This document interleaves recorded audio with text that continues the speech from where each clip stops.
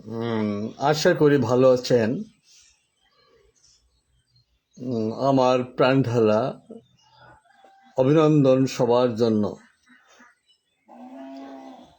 আজকে আমার আলাপের বিষয় হচ্ছে এই মুহূর্তে জরুরি বিষয়, ধারাবাহিক পর্ব 2। আজকে আমার আলাপের বিষয় এই মুহূর্তে জরুরি বিষয়, ধারাবাহিক পর্ব 2। শুরু করছি। আমাদের 1971-এর পরে 3-4টা বিপ্লব হয়েছে। 71-এর বিপ্লব গোটা জাতির একটা ইচ্ছার প্রতিফলন বা 71-এর চেতনা। এখানে এখানে নেতৃত্ব দিয়েছে একজন, কিন্তু আমাদের 71-এর যে চেতনা, এটাকে বলতে হবে বাঙালি জাতির চেতনা। যাই হোক, 71-এ আমরা কোন ধরনের স্বাধীনতা পেলাম এটা বড় কথা না। আমরা বাঙালি জাতি স্বাধীন হয়েছে, এটাকে রক্ষা করা সবার সম্মিলিত চেষ্টা থাকতে হবে। এর বাহিরে আর কিছু নয়। তবে 71-এর যুদ্ধের সময়ে স্বাধীনতার একটা শ্রেণী এর বিরোধিতা করেছিল, আজও তারা সক্রিয় আছে। তারা কোনো ক্ষমা, আত্মসমালোচনা করেনি। আজও তারা পূর্ব পাকিস্তান পুনরুদ্ধার আন্দোলন চালিয়ে যাচ্ছে। তা আমরা বলবো, এই কিছু লোক বাদে আর সবাইকে, বিভিন্ন মতভেদ, বিভিন্ন প্রশ্ন থাকতে পারে, কিন্তু 71-এ যে বাঙালি জাতি ও চেতনার যে বহিঃপ্রকাশ আমাদের বাংলাদেশ, এটাকে রক্ষা করা আমাদের দায়িত্ব। হ্যাঁ, কিন্তু আমরা চলতে চলতে অনেক বাধা বিপত্তি পেয়ে আসতেছি। বাংলাদেশের অপর অংশে পশ্চিম পাকিস্তানের গর্জন উঠেছে হিন্দু রাষ্ট্র। তাদের গর্জন, তর্জন, সীমা এবং আন্তর্জাতিক নিয়মবিধি লঙ্ঘন হচ্ছে। সে ব্যাপারে তাদের কোনো সমালোচনা নাই। তারা ওই অংশের মুসলিমদেরকে বিতরণ করবি, কিন্তু ওই অঞ্চলের যত মানুষ, তাদের ঠিকানা ওইখানে। এবং ইংরেজ বিরোধী আন্দোলনে সবার অবদান আছে। চামার, মুচি, জ্ঞানী, গুণী, সর্বসাধারণ মানুষ ওখানে ইংরেজ তাড়িয়েছে। এবং ইংরেজ তাড়াবার পূর্বে ভারতবর্ষের কোনো লোকের মুখে শোনা যায়নি তোমরা সরে যাও। সবাই জানতো ভারতবর্ষের তারা নাগরিক। এটা শাশ্বত, এটা সত্য কথা। এখন ওইখানে একটা ধর্মান্ধ গোষ্ঠী ক্ষমতায় এসে বলছে, না, ধর্মের কারণে পাকিস্তান সৃষ্টি হয়েছে, তোমরা হিন্দুরা সেখানে চলে যাও, এটা হিন্দুস্তান হবে। এবং তাদের কার্যকলাপ বিশ্ব দেখে আসছে। আর যে তাদের মসজিদে আগুন, তাদের বাড়িঘর বুলডোজার দিয়ে পুড়িয়ে দিচ্ছে, ব্যবসা বাণিজ্য সব তছনছ করে দিচ্ছে। তারা শিকড় কামড়িয়ে প্রাণের বিনিময়ে ওখানে থেকে যাচ্ছে। তার একটা এফেক্ট, তার একটা প্রভাব পূর্ব বাংলায় উকি ঝুঁকি মারছে। এবং পূর্ব বাংলায় এক শ্রেণীর লোক, তারা বলছে, নারায়ে তাকবীর, আল্লাহু আকবার, এদেশে চলবে আল্লাহর আইন, কোরআনের শাসন, শরিয়া আইন কানুন। এবং একটি দলেরও নাম আছে আল্লাহর দল। তাছাড়া বহু প্রকারের কোরআনের আইনের পক্ষের অনেকগুলো দলও আছে। এখন উপরের কিছু ধর্ম অন্ধ, এপারে কিছু ধর্ম অন্ধ, এদের কার্যকলাপে সাধারণ মানুষ, উৎপাদক শ্রেণী, দুদেশের জনগণ, এদের ভাগ্য নিয়ে কেউ কোনো চিন্তা বা কথাবার্তা তেমন শোনা যাচ্ছে না। আন্তর্জাতিক সাম্রাজ্যবাদের দস্যুরা তো এইগুলো চায়। তারা এই গোলযোগ বাঁধিয়ে তাদের যে নীলনকশা পরিকল্পনা আছে, ভূ রাজনীতি, সেটা তারাই সেখানে সক্রিয়, এবং এটা তারা চায়, এবং এটাকে তারা বিভিন্ন মদত দিয়ে এটাকে জিয়ে রাখছে এবং এগিয়ে নিচ্ছে।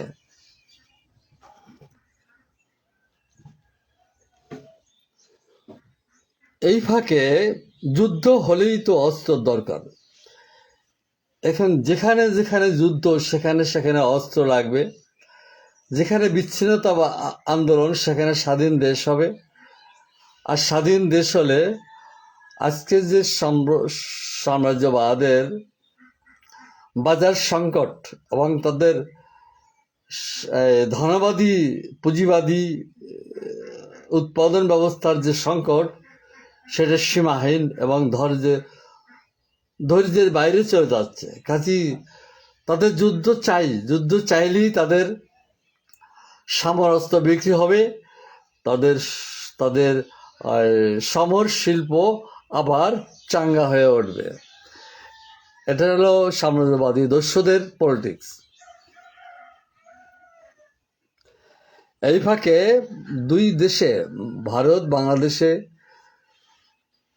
যে সমস্যাটা, অবিভক্ত ভারত আর বিভক্ত ভারত, আজাদ কাশ্মীর, পাকিস্তান, বাংলাদেশ, এইসব নিয়ে বিভক্ত ভারত।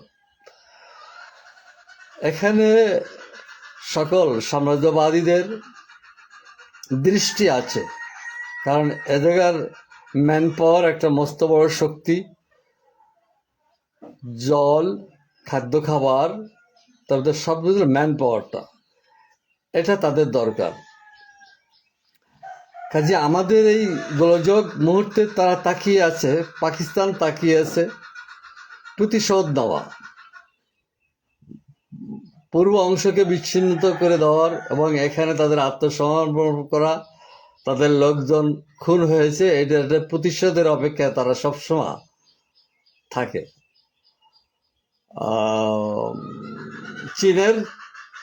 চীনের সাথে ভারতের প্রাচীন দ্বন্দ্ব, বাণিজ্যিক দ্বন্দ্ব, সীমানা দ্বন্দ্ব, পাকিস্তান, চীন আর বাংলাদেশের সাথে ৭১-এর আগের থেকেই বাংলাদেশের যে দ্বন্দ্বটা ছিল ভারতের, সেটা সাম্প্রদায়িক। ব্যবসা বাণিজ্যের দুদিকেরই স্বার্থ আছে, দুদিকেরই লাভ আছে, কিন্তু এই লাভের থেকে বড়টা সামনে এসে যায় সাম্প্রদায়িক। এবং ভারতবর্ষের মুসলমানরা দেশ ত্যাগ করে পূর্ব বাংলায় এসছে। পূর্ব বাংলার সংখ্যালঘুরা সাম্প্রদায়িক ধর্মান্ধ মুসলিমদের কারণে এই দেশের কাগজপত্র, জায়গা জমি, বাড়িঘর ত্যাগ করে ভারতে চলে গেছে। কাজী ভারতবর্ষের এই গন্ডগোলটায় মোদিরা, ধর্মান্ধ যে গোষ্ঠী, তারা আকাশের দিকে, পিছের দিকে গভীরভাবে লক্ষ্য রাখতেছে কি রাখতেছে না, সেটা বড় কথা। কিন্তু আমাদের ভাবতে হবে, ভারতের সাথে বাংলাদেশের গন্ডগোল হলে তার আউটপুটটা কি হবে, তার রেজাল্টটা কি আসবে।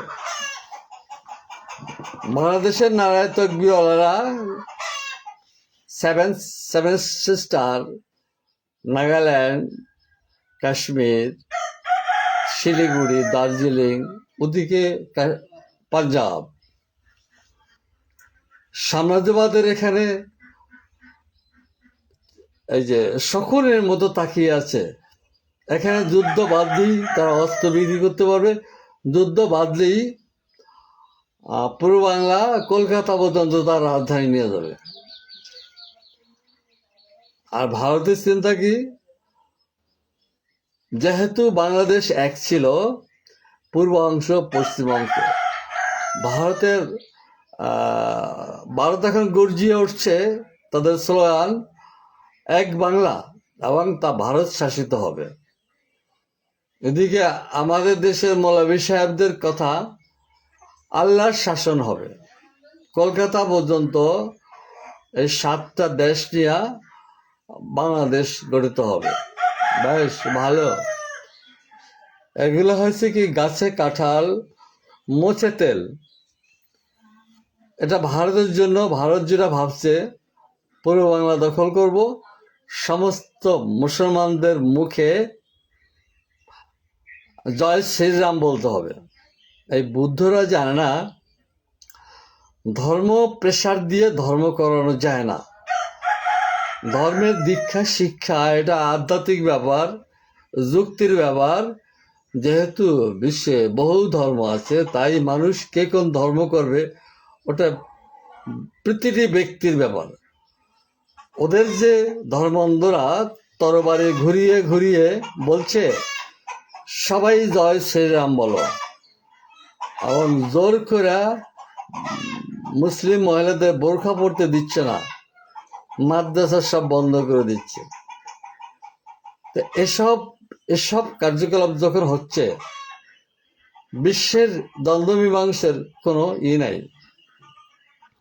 এবং সাম্রাজ্যবাদীরা তারা নিজেরা তাদের অস্তিত্বের জন্য ল্যাং মারামারি করছে।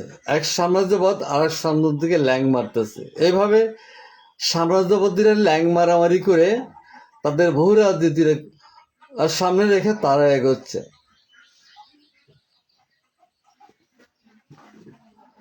ভারতীয় যে সম্প্রসারণবাদ, আধিপত্যবাদ, তাদের এই চরিত্রটা আজকে নতুন নয়। এটা যেদিন পাকিস্তান সৃষ্টি হয়েছে সেদিন থেকে ভারতের আগ্রাসী চরিত্র, সম্প্রসারণবাদী চরিত্র, এটা সেদিন থেকে, এটা পুরাণ। কাজে আমরা সবসময় দেখে আসছি ভারতের এই সম্প্রসারণ নীতিটা, এগুলো আমাদের বুঝতে হবে। আর একটা ব্যাপার আছে, প্রেম ভালোবাসা। প্রেম ভালোবাসা স্বার্থহীন নয়, প্রেম ভালোবাসা স্বার্থের বিষয়। যেমন বালক বালিকারা প্রেম করে, সেখানে স্বার্থ নিহিত হয়েছে কি দেহ দিতে হবে। আর ওই দেহে যদি কোনো সমস্যা থাকে, দেহের যদি কোনো অঙ্গ না থাকে, প্রেম থাকে না। কাজেই বহু বছর প্রেম করার পরে যদি দেখে তাদের অঙ্গহীন, তাদের প্রেমাঙ্গ নাই, ওই প্রেম থাকে না। এখন প্রেম যে আমি বলছি, প্রেমের পিছনে স্বার্থ। মাতা পিতা ছেলেদেরকে ভালোবাসে, মাতা পিতার লক্ষ্য থাকে আমার ছেলেরে ভালো শিক্ষা দেব, বড় হবে, ভালো ইনকাম করবে, আমরা সুখে থাকবো। মাতা পিতার এই স্বার্থটা থাকে। আপনারা যে যাই বলুন না কেন, স্বার্থহীন কোনো ভালোবাসা বা প্রেম নাই। এখন ওই যে সাম্রাজ্যবাদীদের বাংলাদেশকে ভালোবাসে, একসময় ইন্দিরা গান্ধীরা বাংলাদেশকে ভালোবাসত, এখন আর সেটা নাই। এখন আমেরিকানরা বাংলাদেশে ভালোবাসে। এবং ইউনূস সাহেবের নেতৃত্বে যে যুবকরা, বালক বালিকারা ঐক্যবদ্ধ হইয়া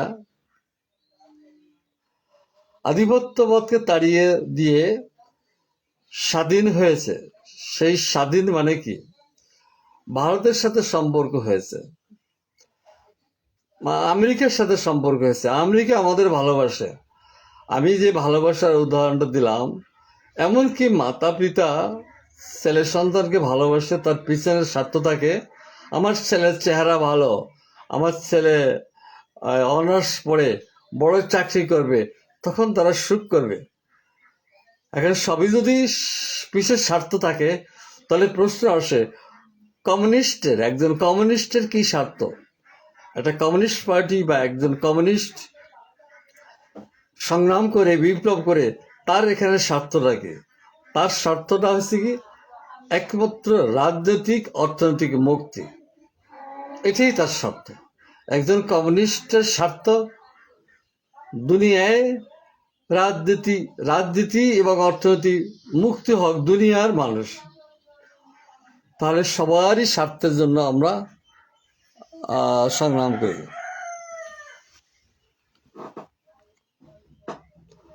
আমেরিকার মিত্ররা এখন আর আমেরিকাকে সম্মান দেখায় না।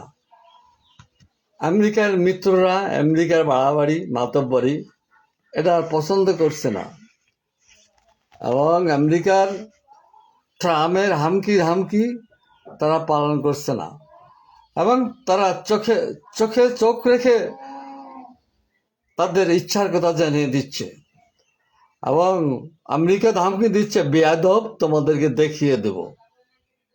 এই হলে আমেরিকার মিত্রদের অবস্থা। অন্য একটা মিত্র ওই চীন, রাশিয়া, ভিয়েতনাম ইত্যাদি, কোরিয়া টুরিয়া ইত্যাদি, তাদেরও একদিন ধারাবাহিকভাবে দ্বন্দ্ব হবে। চীনের সাথে, রাশিয়ার সাথে বা উত্তর কোরিয়ার সাথে যে মিত্র, এটার পিছনে বহু রাজনীতি এবং অর্থনৈতিক স্বার্থ নিহিত হয়েছে। এইভাবে পৃথিবীটা স্বার্থের অবস্থান থেকে চলছে।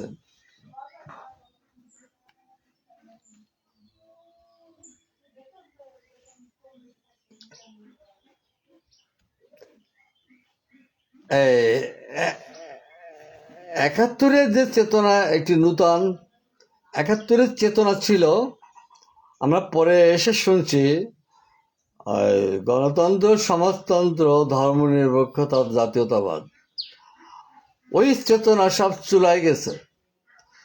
একাত্তরের চেতনার বিপরীত আমরা কি দেখছি? এক শ্রেণীর, একটা নূতন পেটিবুর্জ শ্রেণী, একটা নূতন সামরিক আমলা, সেনাবাহিনীর ভিতরে, পুলিশের ভিতরে একটা আমলা সৃষ্টি হয়েছে, মৎস্যদ্বী বুর্জোয়া সৃষ্টি হয়েছে, দালাল চক্র সৃষ্টি হয়েছে। এটা তো একাত্তরের যোদ্ধাদের চেতনা ছিল না। চেতনা ছিল গণতন্ত্র, সমাজতন্ত্র, ধর্ম নিরপেক্ষতা, জাতীয়তাবাদ। এই চেতনা নিয়ে যখন তারা কাজ শুরু করে, দেশ স্বাধীন হয়, দেখা যাচ্ছে কি একটা নূতন অর্থনৈতিক গোষ্ঠী সৃষ্টি হয়েছে, যাদের হাতে ব্যাংকের সব টাকা লুপাট, এবং দেশ বিদেশ তাদের বাড়ি, এবং গ্রামে গঞ্জে যারা থাকেন বা দেখেন, এই যে নেতাদের বাড়ির গেট। এটা আমি কোনো দলের নাম উল্লেখ করছি না, যারা যারা ক্ষমতায় এসছে, ৭১ পরে যারা ক্ষমতায় এসছে, সবার স্ত্রী বৃদ্ধি হয়েছে, সবার ব্যক্তিগত আর্থসামাজিক অবস্থা উন্নতি হয়েছে। আর যে সমস্ত কুলি মুচুর মেথর কৃষক শ্রমিকরা প্রাণ দিয়েছে স্বাধীনতার জন্য, তাদের একটা চেতনা ছিল, আমরা স্বাধীন হব, সুখে থাকবো, ভালো থাকবো। এই চেতনা সঠিক ছিল, কিন্তু এই চেতনা বাস্তবায়ন করবে কে? শ্রমিক তো আর রাজনীতি করবে না, কৃষক তো আর রাষ্ট্র চালাবে না। রাষ্ট্র যারা চালাবে, রাজনীতি যারা করবে, তারা হলো জ্ঞানীজন, গুণীজন। এখন গুণীজনই দেশের সব কিছু চেটে খেয়েছে, এবং তার কোনো বিচার হয়নি। তথাকথিত ওই যে ভাড়া করা বুদ্ধিজীবী আছে, ভাড়া করা আমলা, সব সরকারি ভাড়া করা লোক, এদের শ্রীবৃদ্ধি হয়েছে। দেশের এক ধরনের লোকেরা বলা বলি করে, আমাদের দেশ পাকিস্তানের থেকে এখন আমাদের দেশ কত সুন্দর, আমরা বিকেলে রাস্তায় হাঁটি, কারো বাড়িতে যেতে কাদা পায়ে লাগে না, ঘরের পাশে স্কুল, ঘরের পাশে হসপিটাল, এবং বিধবা ভাতা, অনেক কিছু। এটা তার বড় কৃতিত্বের কথা না, এগুলো সরকার মানেই তার ডিউটি। এগুলো তার ফর্মাল ডিউটি। আমাদের যেটা রক্ষা করবে, আমাদের সিকিউরিটি, আমাদের সার্বভৌমত্ব রক্ষা, আমাদের পিওর ডেমোক্রেসি দিতে হবে। এগুলো তো সব চুলায় গেছে, এগুলো নাই। আছে কি দলীয় লোকদের মাতব্বরি, দলীয় লোকদের প্রভাব, সব জায়গা দলীয়করণ, সরকারি অফিস দলীয়করণ, গ্রামে দলীয়করণ, সব দলীয়করণ।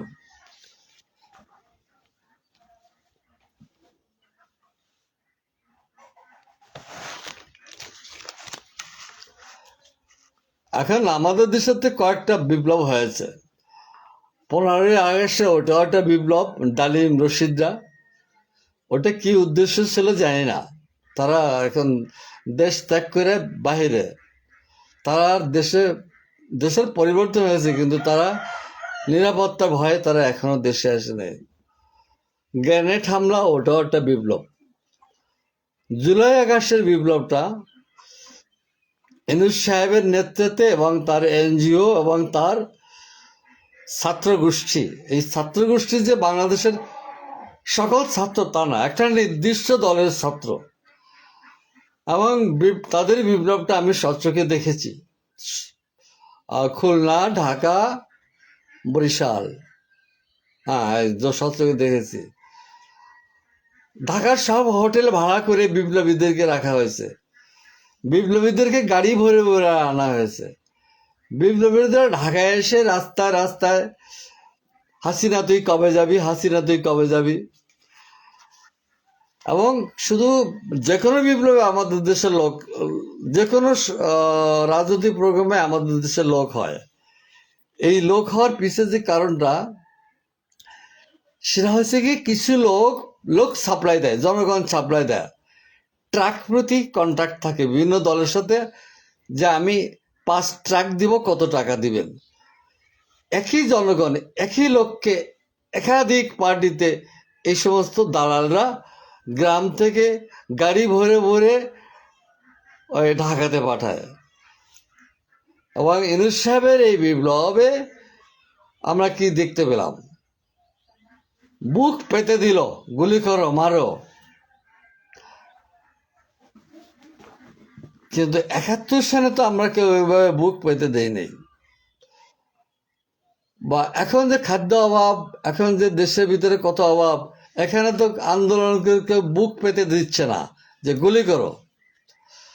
কাজে এগুলো সব পরিকল্পিত, ইউনূস সাহেবের পরিকল্পিত। মুক্তি পেয়েছে কারা? ইউনূস সাহেবের বিপ্লবের পরে মুক্তি পেয়েছে তাদের পূর্বে সরকারের আটক সন্ত্রাসীরা, দাগিরা, জেল ফাঁসি, বিভিন্ন প্রকারের জেল মুক্ত, এক কথা খালাস। রাজনৈতিক হয়রানিমূলক মামলা ছিল, বাস, ওকে। এবং তারা বেরিয়ে এসে এখন মন্ত্রী হবে বা হচ্ছে ইত্যাদি। তাহলে পূর্বতন সরকারের সব খালাস, এবং ইউনূস সাহেব তার নিজের বিপদ মুক্ত করেছে। তার সাজা ছিল, তাকে জেল খেতে হতো। কাজে ইউনূস সাহেবের জাতীয় স্বার্থ বা আন্তর্জাতিক বাংলাদেশ নিয়ে কোনো বিষয় না, তার স্বার্থ, তার মান-ইজ্জত। সে এখানে মুক্তি পেয়েছে। জুলাইতে ইউনূস সাহেব মুক্তি পেয়েছে, তারা ওনাকে জেল খাটতে হতো।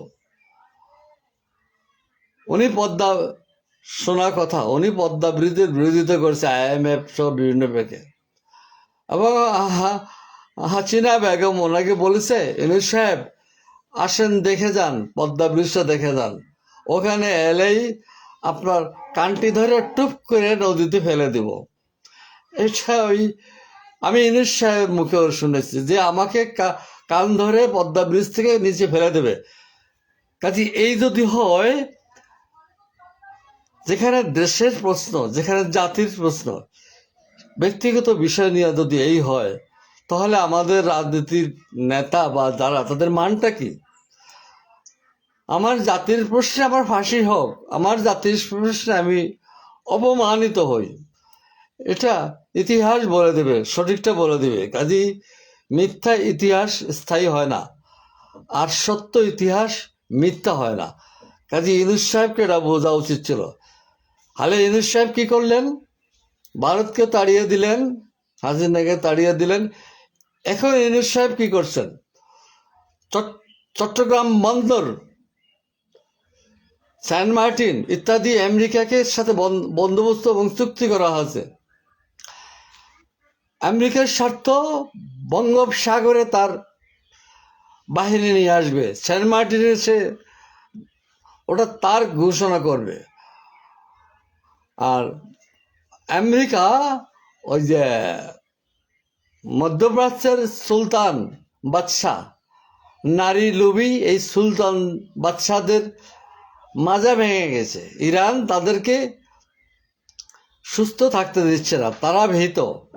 কাজে মধ্যপ্রাচ্যের থেকে আজব আর কালক আমেরিকাকে সরে আসতে হবে, কিন্তু গণতান্ত্রিক পুঁজিবাদী ব্যবস্থায় ব্যবসা তো থাকতে হবে। ব্যবসা করতে হলে তার আর একটা মার্কেট লাগবে, বাজার লাগবে। ওইটা দক্ষিণ এশিয়া ভারতবর্ষকে তারা বাছাই করে নিয়েছে।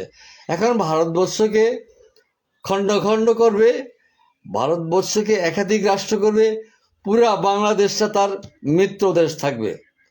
মিত্র দেশ বলতে আমি বলছি বাংলাদেশকে সে ভালোবাসে। এখন বুঝতেছেন কি জন্য সে ভালোবাসতেছে? আর আমেরিকা নিয়ে ইউনূস সাহেবের লোকেরা, এই এনসিপি একটা নূতন পার্টি, এবং আমরা দুটো জাতির ফিতা পাল্টিয়েছি। একটা হলো কায়েদে আজমকে পাল্টিয়েছি, আরটা শেখ সাহেবকে পাল্টিয়েছি। এখন জাতির ফিতা কোনটা? ইব্রাহিম আলাইহিসসালাম। এবং বিভিন্ন রাজনৈতিক দল এক দল আরেক দলকে নিশ্চিহ্ন করে দিচ্ছে এবং রক্তক্ষয়ী দ্বন্দ্ব সংঘাত। ইউনূস সাহেব, আমি শুনেছি ইউনূস সাহেবের ব্যাপারে, এবং আমি চিটাগাংয়ের ভালো অভিজ্ঞতা আছে, হাটাজারি সব ভালো অভিজ্ঞতা আছে। ওনাকে আমাদের দেশে মৌলভী সাহেবরা পীর মানে। ওনার ধর্মকর্ম, ওনার ইমান আমান কি আমাদের মৌলভী সাহেবরা জানে? জানে না। ইউনূস সাহেবের নেতৃত্বে যে জুলাই বিপ্লবটা হলো, এটা আমাদের ভবিষ্যতে আমাদেরকে শুধু কেঁদেই ভবিষ্যৎ কাটাতে হবে। যেমন ইংরেজ আমাদেরকে ভালোবাসত, তাদের 200 বছর থেকে ছিল। সবাই ভালোবাসে, মোগলরা ভালোবাসে, সবাই ভালোবাসে। আচ্ছা আসেন, ইউনূসের এই স্বাধীনতা, ইউনূস সাহেবের জুলাই বিপ্লব নিয়ে আমাদের কত চোখের জল ফেলতে হবে, অপেক্ষা করেন, দেখতে থাকুন।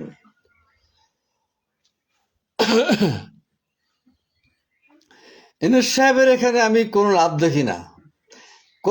দেখি না। আমি একটা লাভ দেখি, তার আত্মসম্মানের উপরে আঘাত এসছিল, তার জেল হতো, এটা সে মুক্তি পেয়েছে, তার ব্যবসা মুক্তি পেয়েছে। আবার সর্বশেষ একটা নির্বাচনী প্ল্যান ওয়াইজে নির্বাচনটা, সেটা সেই লন্ডনে যে সাজাপ্রাপ্ত আসামি তারেক সাহেবকে ভুলভাল বুঝাইয়া যে তোমার মাকে জেল খাটিয়েছে হাসিনা, তোমাকে জেল দিয়েছে, তুমি দেশে যেতে পারবে না, ভাই তুমি আসো, তোমাকে আমি প্রধানমন্ত্রী করব, শর্ত আমেরিকার বন্ধুত্ব মেনে নিতে হবে। উনি তারেক সাহেব আমেরিকার বন্ধুত্ব মেনে তারপরে দেশে আসছে। এগুলো কোনো লুকোচুরির ইতিহাস না, এগুলো আমরা সবাই বলি, সবাই বুঝি, হাটে বাজারে বুঝতেছি। ওগুলা আলাপ লম্বা করবো না। আমার বিষয়বস্তুটা বেশ জটিল ছিল, কঠিন ছিল। আমি সহজ সরল ভাষায় উপস্থাপনা করলাম। এখানে রাজনৈতিক বিশ্লেষকদের দৃষ্টিতে কে কোনভাবে দেখবেন আমি জানি না। আমি যেটা আমার ঐতিহাসিক দান্দিক বস্তুবাদের আলোকে 71 থেকে এ পর্যন্ত যা দেখেছি এবং 71 থেকে এ পর্যন্ত শুধু 71-এর বিপ্লবে আমি সম্মুখ যুদ্ধে সেবা দিয়েছি এবং আমার দায় আছে। এদেশের মানুষ কষ্ট পেলে আমাকে কানটা ধরবে। তোমাদের কথায় যুদ্ধ করেছি, তোমাদের রাজনীতিতে যোগ দিয়েছিলাম। আমরা কষ্ট পাচ্ছি না কেন? আমরা বিচার পাচ্ছি না, সঠিক বিচার হচ্ছে না, বিচার ব্যবস্থাই নাই।